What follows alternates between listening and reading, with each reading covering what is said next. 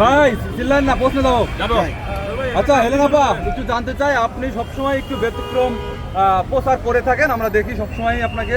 আজকে ঢাকা মেডিকেলে এসেছেন রুগী বা প্লাস অ্যাটেন্ডেন্সদের খাবার নিয়ে আপনার গোয়ার সিনেমার প্রচারে, এই বিষয়ে একটু কথা বলবেন আমাদের সাথে। আসলে আমি হচ্ছে সবসময় মানবিক কাজ করে অভ্যস্ত, তো তার ব্যতিক্রম হতে পারে না। মানবিকভাবেই আমি সবকিছু প্রচার প্রচারণা করতে চাই। আমার জীবনটাই আসলে মানবিক কাজে উৎসর্গ করছি আমি। তো এই চিন্তাধারা থেকে কিন্তু আমরা এফডিসির সামনেও কয়েকদিন, এক নাগার এক সপ্তাহের উপরে 10 দিন খাওয়াইয়েছি। আমরা পথচারী মানুষদের, বন্ধুসুদ্ধ বয়স্কদের, পাগল যারা আছেন, যারা বাসনহীন আছেন তাদেরকে। তো আমরা হঠাৎ করে আমাদের মাথায় আসলো ঢাকা মেডিকেলে তো রুগীরা খাবার পায়, অ্যাটেন্ডেন্সরা তো খাবার পায় না, তাদের জন্য একটা উদ্যোগ নিলে কেমন হয়। আমরা দুই ভাই বোনে মিলে এটা পরামর্শ করে দেন আমরা ডিসিশন নিয়েছি যে এখানে অ্যাটেন্ডেন্সদের খাবার দিব। আমাদের অনেক প্যাকেট ছিল, তো এখন মানে 500 উপর প্যাকেট ছিল। তো এরকম মানে মানুষের এত অবুখা আমাদের জানা ছিল না, জানা থাকলে আমরা আরও বেশি উদ্যোগ নিতাম। আসলে অ্যাটেন্ডেন্সে হয়তো এমন হয় যে তারা হয়তো সারা 24 ঘন্টা এক বেলা খায়, কারণ ওদের তাদের সময় সারাক্ষণ ব্যয় হয়।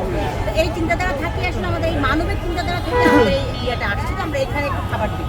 আপু, আমরা দেখি সিনেমা রিলিজ হলেই কেন জানি 5 স্টার 7 স্টার হোটেলগুলোতে চলে যায় রিলিজের সময় প্রচারের ক্ষেত্রে, কিন্তু আপনি প্লাস আমাদের রাসেল হয়, তিনি সবসময় একটু ব্যতিক্রম।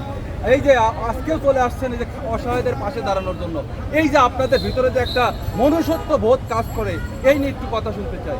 আসলে আমি আর রাসেল দুজনেই তো, আমরা আমাদের ভিতরে আসলে কোনো অহংকার নেই। আমরা অহংকার করে কি করবো? 5 স্টার করে রেগুলারই খাওয়া হয়, আমাদের বায়ার থাকে রেগুলার। তো কিন্তু এই যে প্রচারণটা আমরা 5 স্টার করে তো লাভ নেই। আমাদের এই ছবিটা হচ্ছে আসলে আমরা চাই যে আমাদের গার্মেন্টস শ্রমিক ভাই বোনেরা আছে, যেহেতু আমি গার্মেন্টস শ্রমিকদের একজন মা, আমার এখানে হাজার হাজার শ্রমিক ভাই বোনেরা আছে।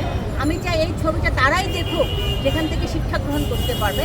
রাস্তায় যেন কোনো মা বোনরা ধর্ষণ না হয়, সেখানে ধর্ষণেরকে তুলে ধরা হয়েছে।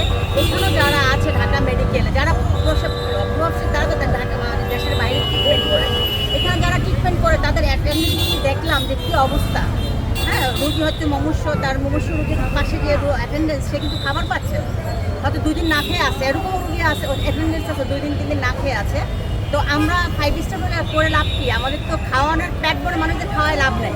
আমি পেট ভরে মানুষের সাথে চলিও না, খাওয়াই না। আমি সবসময় আমার নিচে যারা তাদের সাথেই চলে, আমি উপরের লেভেলের মানুষের সাথে চলে, আমি কোনো কিছু নিতে চাই না। আমার আল্লাহ পাক অনেক দিয়েছে, আমি এগুলি শেষ করে মরতে পারবো না। তো আমি চাই মানুষকে খাওয়ায়া পড়ায়া খুশি রেখে মরার জন্য।